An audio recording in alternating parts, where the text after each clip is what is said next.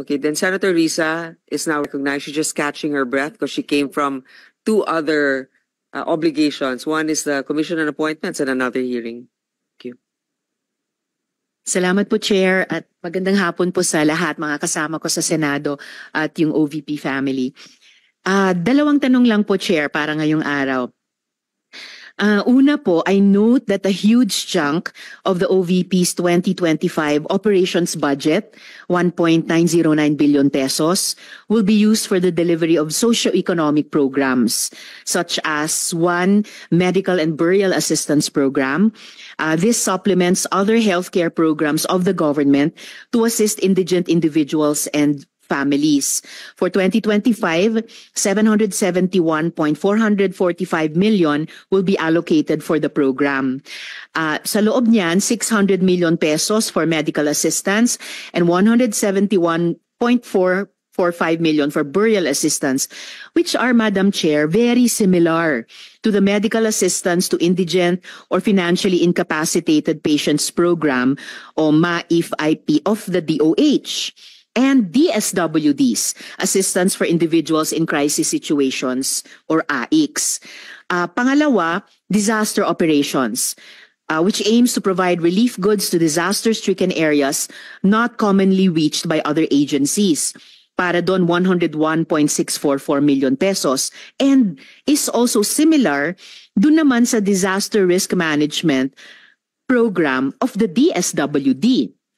Third, relief for individuals in crisis and emergencies, or providing food boxes or food items to families who are ineligible for OVP's other services. So 50 million pesos, which is also similar to DSWD's AICS.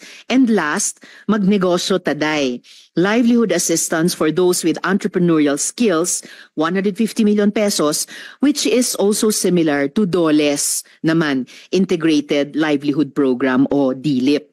So, ang tanong ko po dito, Madam Chair, anong nag-lead sa OVP na mag-consider na i-launch yung ganitong programs? May ginawa bang studies para suportahan yung pagkakaroon ng ganitong programs na parallel naman sa katulad at existing programs ng iba't iba nating line agencies, Madam Chair? Yes, Madam Chair. Thank you.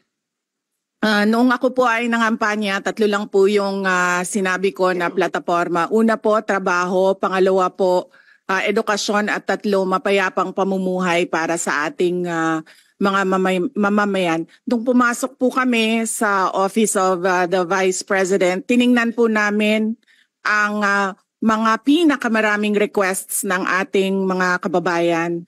Una-una po, ang lagi po naming natatanggap na request ay medical and burial assistance.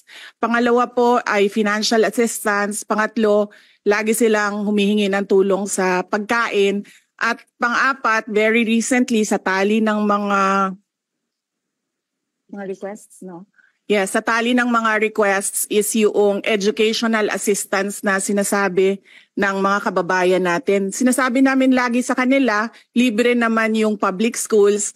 Ngayon ay libre na rin yung higher educational institutions. Pero sinasabi nila nahihirapan kasi sila sa plete, nahihirapan sila sa pabaon ng mga bata at sa pagkain ng mga bata. Kaya meron kaming bago, ito yung educational assistance. At ang panghuli naman, lagi naming natatanggap na request galing sa ating mga kababayan ay kapag sila ay naging biktima ng disaster, whether man-made or natural disasters. So sila po ay lumalapit sa Office of the Vice President. Totoo po, merong mga ibang local government units at ibang national government agencies na ganito po ang kanilang programa. Pero po, nung ako ay umupo as a Vice President, I took an oath, and doon sa oath, I said that I will do justice to every man. So hindi po kami pwedeng humindi sa mga tao na humihingi ng tulong, lalong-lalo na ay kaparte ng gobyerno ang Office of the Vice President. Salamat, VP, Madam Chair. Sabi nga ng VP, Madam Chair, libre na yung public school, libre na rin yung higher education, bagamat ni-note nila na sinasabi ng mga nagre-request na nahihirapan pa rin sila sa ilang mga programs na nakalodge sa ilalim ng libreng edukasyon na iyan. Kaya nga kinonsider nilang mag-launch ng ganitong mga katulad na programs. Iko-consider ba ng VP na i-lodge na lang yung mga budgets nitong mga programa dun na lang sa mga line agencies natin, tapos mag-request na lang ang OVP ng allocation para in sync sa priorities ng executive department sa halip na magkaroon pa ng hiwalay pero magkatulad naman na programa, Madam Chair? Madam Chair, we only submit the budget and we leave it to the discretion of all the members of Congress to decide on the budget. We can only propose a budget for the Office of the Vice President. Pero magbibigay po ako ng halimbawa kung ganun po ang gagawin natin. Tulad po ng AIX ng DSWD. Kapag meron po kaming nire-refer o binibigyan ng endorsement ng AIX sa DSWD, kadalasan po nasagot sa amin ay hindi pwede dahil galing yan sa Office of the Vice President at kalaban yan. Minsan po, totoo yan na pupolitika ang assistance para sa ating mga kababayan. Kaya po, uulitin ko, ang mga tao naman kasi hindi sila tumitingin sa politika. Tumitingin lang sila na itong opisina na ito ay opisina ng gobyerno at pwede kaming humingi ng tulong doon. And so I go back to the oath that I shall do justice to every man, at kaya po kami nandito at kaya po kami merong mga ganito na mga projects sa Office of the Vice President. Salamat VP, Madam Chair. Wini-welcome ko yung sinabi nila na the VP would leave it to the discretion of the members of Congress. Medyo nagitla ako nung sinabing minsan pag may nire-refer ang OVP para sa AIX, ang feedback ay kalaban niyan. Dahil Madam Chair, I believe tayo sa Kongreso when we appropriate the budget, merong implicit na assumption tayo doon na pagkatapos, in the exercise of our oversight function, yung parehong level ng professionalism we demand of ourselves ay presumption of regularity, ina-expect natin sa lahat ng members ng executive, lalo na when they are working together. Kaya, gaya ng sinabi ko kanina, wini-welcome ko yung sinabi ni VP na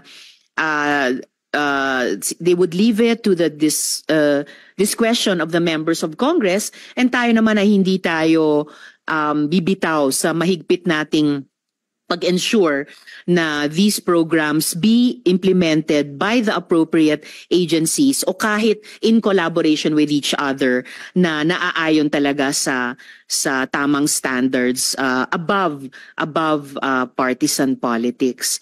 And therefore, at the proper time, Madam Chair, gagawa ako ng proper motion para i-lodge yung budgets ng mga programang ito sa line agencies na may klarong opportunity for OVP na mag-request for allocation as for other offices in the executive.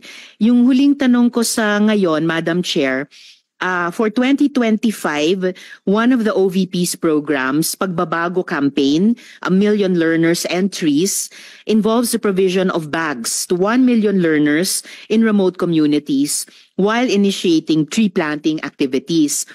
This gets an appropriation of 100 million pesos. Part of this campaign is an allocation of 10 million pesos for the distribution of Isang Kaibigan books, a children's book authored by the VP. Pwede po bang sabihin ni VP sa atin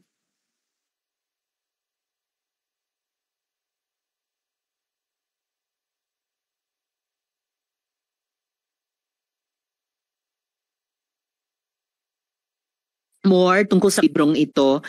Let me make a rebuttal and another example of politicizing the budget of the government. Ito pong sinabi ni Senator Risa Ontiveros na at the proper time she'll make a motion to lodge the budget, the requested budget of the OVP to the other agencies. Let me just quote Senator Risa during the Akbayan Congress. Alam ko po na ang daming kalat ni Duterte na hirap tayong linisin. Ang kadiliman noong panahon niya ay talaga namang nanuot sa ating lipunan para mansa na napakahirap tanggalin. At habang ang anak niya ay may kapangyarihan pa, hindi magiging madali ang ating laban. While VP Sara is in power, the threat of a full-blown Duterte comeback is still a very real and present danger. For one, they are supported by one major superpower, China. So that is an example of politicizing the budget of the government.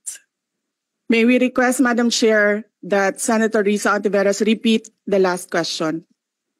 I will certainly, if you request, Madam Chair, repeat my question dahil walang kinalaman sa kasasabi lang ng VP ngayon. Alam nating lahat na miyembro ng iba't ibang partido, yung speeches natin sa ating mga kamiyembro sa mga party congresses ay hiwalay na event dito sa budget debates. So, I really take exception dun sa sinabi ni VP na rebuttal iyan dahil halimbawa ito sa politicizing. In fact, wala akong tinanong tungkol sa China o kahit sino pa mang ibang bansa dito sa budget hearing na to. I am asking about yung national budget na ipapasa natin sa Kongreso para sa bansang Pilipinas sa taong 2025. At ang pangalawang at huling tanong ko sa ngayon, before I make at the proper time propose an amendment which may or may not be accepted by the chair and by the colleagues para nga mas i-align ang mga kaperahan natin lalo na't masikip ang fiscal space natin dun sa mga appropriate programs sa appropriate agencies na malayang-malaya ang OVP makipag-partner sa kanila tulad ng sino pang opisina sa executive. Ang tanong ko po ay ilang mga libro ng isang kaibigan ay bibilihin at i-distribute at ano, if the VP could tell us more about the contents ng librong ito. Madam Chair. Madam Chair, the book is not for sale. We only pay for the publication of the book. And we will send Senator Ontiveros a copy so that she will know what is the content of the book. Oh, this question is not only for me, Madam Chair, para rin para sa mga kasama dito sa budget hearing. Baka ilang araw pa bago mapadala at mabasa ko, which I certainly will. But I am asking a question bilang isang mambabatas sa head of agency ng isang opisina sa executive dito sa budget hearing na to. Simpleng tanong. Tell us more about the book, Isang Kaibigan, at ilang kopya nito ang bibilihin ng gobyerno sa halagang 10 milyong piso at i-distribute sa kasama ng mga bags sa 1 million learners sa remote communities. Madam Chair. Madam Chair, this is an example of politicizing the budget hearing through the questions of a senator. Ang problema niya kasi, nakalagay yung pangalan ko doon sa libro. At yung libro na yan, ibibigay namin doon sa mga bata. At yung mga bata na yan, may mga magulang na boboto. At yung pangalan ko ay nagkalat doon sa kung saan man ibibigay yung libro. Madam Chair, we commit to send tomorrow everyone in this room a copy of the book. Madam Chair, hindi ko maintindihan yung ugali ng ating resource person. It is a simple question. Paulit-ulit na this is politicizing. Ang VP ang nagbanggit ng salitang boboto. Wala akong sinabing boboto. I'm simply asking, hindi ko ma-imagine we're making so much trouble, so much fuss about a 10 million peso item na itinatanong ko lang simpleng, what is the book about? At ilang kopya ang bibilihin ng gobyerno sa halagang 10 milyong piso at i-distribute. I don't appreciate this kind of attitude, Madam Chair.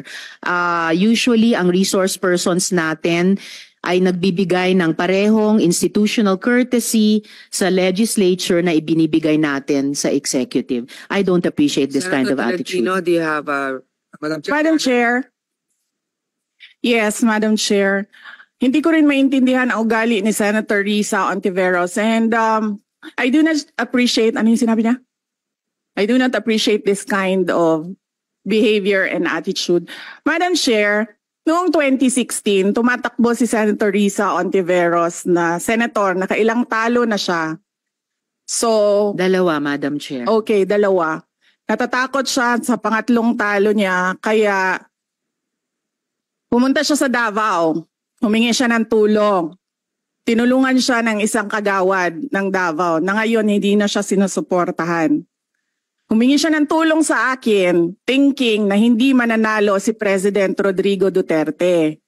Kinausap niya ako ng kinausap doon sa law office ko sa Davao City. Sabi ko sa kanya, o sige, tutulungan kita. Chinika niya ako ng chinika. Tapos umalis siya. Siyempre, hindi naman siya tumutulong kay Pangulong Duterte. Hindi din totoo yung sinabi ko na tutulungan kita. Tinext niya ako.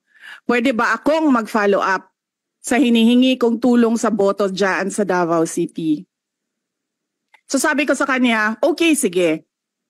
So, tinawagan ko at sinabihan ko at pinakiusapan ko ng pinakiusapan si former Congressman Milen Garcia. Sabi ko sa kanya, Kong, tulungan mo ito. Bigyan mo na lang ng ilang barangay mo at ilang mga leaders mo. Ayaw pa siya tulungan ni former Congressman Milen Garcia. Pinakiusapan ko ulit, Kong, please tulungan mo na lang. Nanalo na siya at nung nanalo siya, anong ginawa niya? Siya ang pinakaunang umatake kay President Rodrigo Duterte. Anong tawag sa ugaling ganito? With due respect to our resource persons and also our colleagues, I think this doesn't really. I understand there's history among all of us here, but I think that we should really stick to the budget. And I think this is just being very objective. I would like to ask also, since we're going to be furnished a copy tomorrow, we can look at it and evaluate what the content of the book is. But maybe just a general, we won't ask line by line, ano ba yung libro na yan? But tell me, is it for good manners and right conduct? That's fine. Is it science? Is it history? So maybe just a general one, so we can just answer it. Because I understand that every office will have its own advocacy and initiative. So, but then, I don't think it's also wrong for us to be curious what it is about. So just a general one. Any of the undersecretaries can tell me what the topic of the book is. Is it history? What is it? Madam Chair, the explanation is in the title, Isang Kaibigan. It's about friendship. Okay. Then that's for the record. It's about friendship.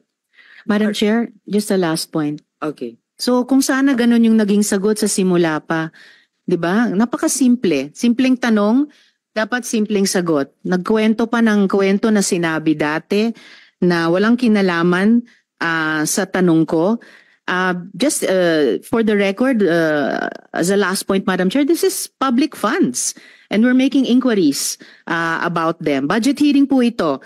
Hindi po lahat about you. Pera po ito ng taong bayan. Okay. For the record, I Madam think Chair. that Thank you, not Madam yet Chair. personal, but I Yes. understand the emotion is high.